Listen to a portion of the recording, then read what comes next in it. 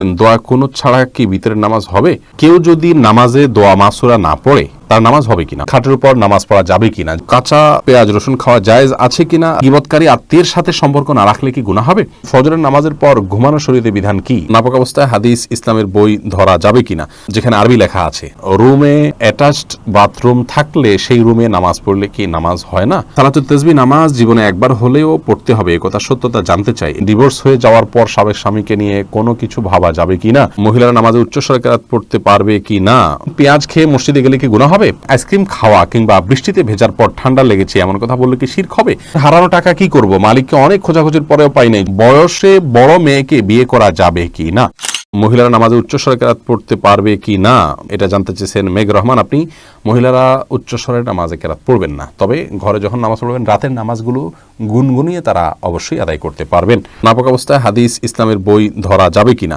যেখানে আরবি লেখা আছে ধরা যাবে, কোনো অসুবিধা নেই। কোরআনে কারীম যদি থাকে শুধু কোরআনে কারীম স্পর্শ করবেন না, এছাড়া ইসলামিক বই পুস্তক সেখানে হয়তো কোনো একটা পাতায় আধা লাইন এক লাইন হয়তো আরবি লেখা আছে বা হাদিসের মূল পাঠ আছে, সেটি আপনি নাপাক অবস্থায় বা মাসিক চলা অবস্থায় ধরতে পারেন, তাতে গুনাহ হবে না পিরিয়ড অবস্থায়।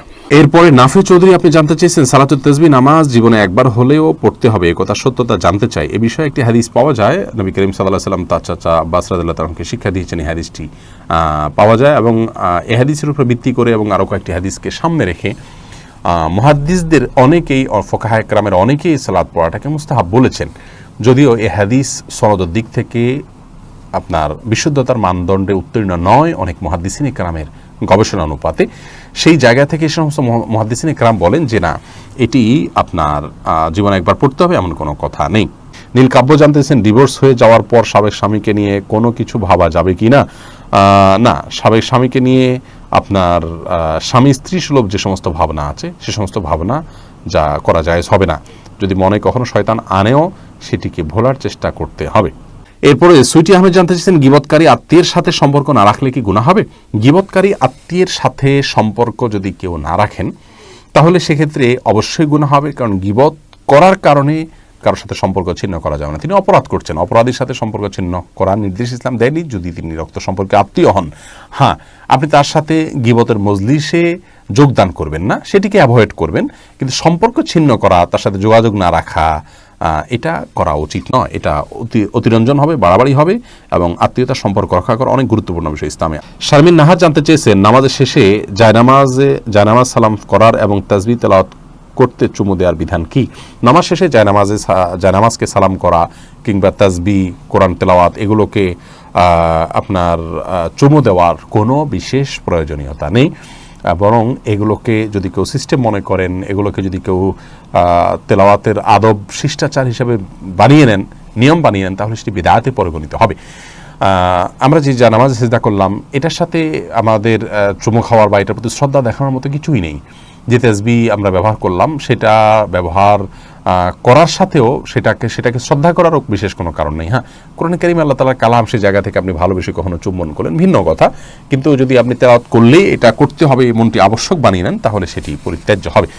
এরপরে মাজার ইসলাম জানতে চেয়েছেন হারানো টাকা কি করব, মালিককে অনেক খোঁজাখুঁজির পরেও পাই নাই, যদি পরিমাণ অনেক অল্প হয় আপনি গরিব হলে আপনি নিজে খেয়ে ফেলতে পারেন অথবা অন্য কাউকে দান করে দিতে পারেন, আর যদি অনেক বেশি হয় তাহলে যথেষ্ট খোঁজাখুঁজি করার পর, যথাযথ উপায়ে খোঁজাখুঁজি করার পর, বিজ্ঞপ্তি দেওয়ার পর, আশেপাশে ঘোষণা দেওয়ার পর কোনোভাবে পাওয়া না গেলে পাওয়ার আশা ছেড়ে দিলে আপনি এই টাকাটা কোনো গরিব দুঃখীকে দান করে দিতে পারেন। আপনি নিজে অভাবী হলে আপনি নিজেও এটা ভোগ করতে পারেন, তার পক্ষ থেকে সওয়াবটা তার পক্ষে যুক্ত হবে ইনশাআল্লাহ। বিপ্লব জিএম আপনি এডি থেকে জানতে চেয়েছেন আইসক্রিম খাওয়া কিংবা বৃষ্টিতে ভেজার পর ঠান্ডা লেগেছে এমন কথা বললে কি শিরক হবে, সরাসরি এটাতে শিরকে আকবর হবে না, কিন্তু এগুলো যদি এমনভাবে বলেন যে আইসক্রিম খাওয়াতেই হয়েছে, বৃষ্টি ভেজার কারণেই হয়েছে, খুব স্ট্রেস দিয়ে বা এমনভাবে বললেন যে বোঝা গেল যে এটাই মূল কারণ, একমাত্র কারণ আপনি নির্দিষ্ট করে দিচ্ছেন, ফিক্স করে দিচ্ছেন, এরকম বললে সেটা শিরকে আসগর হবে, ছোট শিরক হবে, যেটি অ্যাভয়েড করা উচিত বা বর্জন করা উচিত।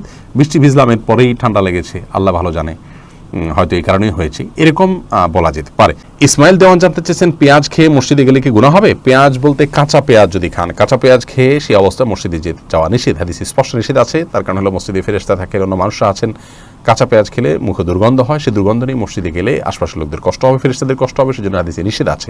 অতএব কাঁচা পেঁয়াজকেও খাওয়ার পর ভালো করে মুখের দুর্গন্ধ দূর করে, সেটি অন্য কিছু খেয়ে হোক, ব্রাশ, মেসওয়াক ইত্যাদি হোক, যেভাবে হোক অন্য কোনো উপায়ে মুখের দুর্গন্ধ দূর করে তারপর তিনি মসজিদে যাবেন না। মোহাম্মদ তানভীর জানতে চেয়েছেন, বয়সে বড় মেয়েকে বিয়ে করা যাবে কি না? অবশ্যই করা যাবে।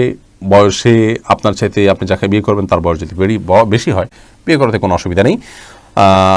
নবী করিম সাল্লাল্লাহু আলাইহি ওয়াসাল্লাম নিজে বিবাহ করেছেন খাদিজা রাদিয়াল্লাহু তাআলা আনহাকে, তখন তার অনেক বেশি বয়স ছিল, নবী সাল্লাল্লাহু আলাইহি ওয়াসাল্লামের চাইতেও বেশি বয়স ছিল, বিধায় নিজের চাইতে বেশি বয়সের কাউকে বিবাহ করাতে ইসলাম শরীয়তের দৃষ্টিকোণ থেকে কোনো প্রকার বাধা নেই। বিবাহ নিয়ে আমাদের অনেক কুসংস্কার, আমরা বিধবা বিয়ে করতে চাই না, আমরা তালাকপ্রাপ্তা বিবাহ করতে চাই না, এবং আপনার একবার বিয়ে হয়ে গেলে মনে করি জীবনের তরে বন্ধন হয়ে গেছে, কোনোভাবে ছুটলে দোষযুক্ত মনে করি। এইগুলোর সবগুলো আমাদের সমাজের অপসংস্কৃতি, এগুলো অনেক অন্যায়ের দুয়ারকে উন্মোচন করে। বিবাহ বিষয়টাকে শরীয়ত অনেক ইজি করেছে। সাহাবায়ে কেরাম পুরুষ হয়তো একাধিক বিয়ে করছেন, সেটাও যেমন তাদের কাছে স্বাভাবিক ছিল, নারীদেরও একাধিক জায়গা বিয়ে হচ্ছে সেটা সম্পূর্ণ স্বাভাবিক মনে করা হচ্ছে। এখন 2-3 জায়গা বিয়ে হলে, তালাক হলে তাকে মানুষ মনে করে যে লোকটা খারাপ বা ভালো মানুষ নয়। এটি সম্পূর্ণ একটি ষড়যন্ত্র অংশ।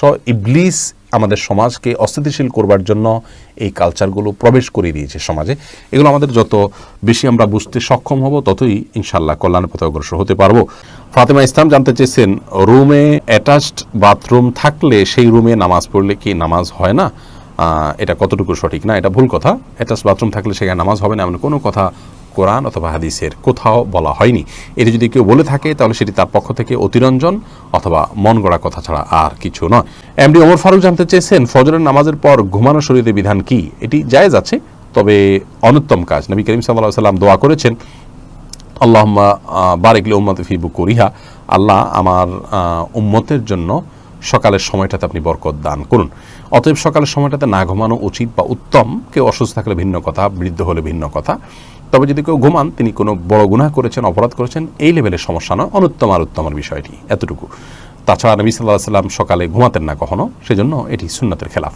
কাঁচা পেঁয়াজ রসুন খাওয়া জায়েজ আছে কিনা রাসেল জানতে চেয়েছেন। জি, অবশ্যই কাঁচা পেঁয়াজ রসুন খাওয়া জায়েজ আছে। কাঁচা পেঁয়াজ রসুন খেলে গুনাহ হবে না, তবে কাঁচা পেঁয়াজ বা রসুন খেয়ে মসজিদে যাবেন না। কাঁচা পেঁয়াজ রসুন খাওয়ার পরে মুখের দুর্গন্ধ দূর করে তারপর মসজিদে যাবেন। জান্নাতুল ফেরদাউস আপনি জানতে চেয়েছেন, খাটের উপর নামাজ পড়া যাবে কিনা? জি, অবশ্যই যাবে। খাটের উপর নামাজ পড়াতে কোনো অসুবিধা নেই। অনেকে মনে করেন যে খাটের উপরে বা বিছানা চাদর উপর নামাজ পড়া যেন বিছানা চাদর ধোয়া থাকে, পরিষ্কার থাকে, নাপাক দেখা না যায়, কোনো নাপাকের আলামত না থাকে, তাহলে সেখানে সালাত আদায় করতে কোনো অসুবিধা নেই। সিরতাজ আন্নি আপনি জানতে চেয়েছেন, কেউ যদি নামাজে দোয়া মাসুরা না পড়ে তার নামাজ হবে কিনা? হয়ে যাবে। দোয়া মাসুরা পড়া এটা ফরজ বা ওয়াজিব নয়। রাকিবুল ইসলাম জানতে চেয়েছেন, দোয়া কুনুত ছাড়া কি ভিতরের নামাজ হবে? হলে তা দেখুন, দোয়া কুনুত এটি ভিতরের জন্য ওয়াজিব। অনেক উলামা ইকরাম এটিকে সুন্নাহ বলেছেন, যেমন আরবিয়ান স্কলাররা, সৌদি উলামা ইকরাম এটিকে সুন্নাহ বলেছেন। তো সাধারণ এবং স্বাভাবিক অবস্থাতে ভিতরের নামাজ এটিতে দোয়া কুনুত পড়া উচিত, এবং কোনো কারণ ছাড়া দোয়া কুনুত ছাড়া নামাজ পড়া উচিত নয়। হ্যাঁ, কেউ মুসলিম হলেন, তিনি জানেন না, তাহলে তার জন্য জায়েজ আছে। বিকল্প হিসাবে তিনি যে কোনো দোয়া ওই জায়গায় দাঁড়িয়ে করলেন আল্লাহর কাছে, তাতে ইনশাআল্লাহ বিইذনিল্লাহ তার ভিতরের সালাত আদায় হয়ে যাবে। কিন্তু এটাকে নিয়ম বানিয়ে নেওয়া উচিত নয়।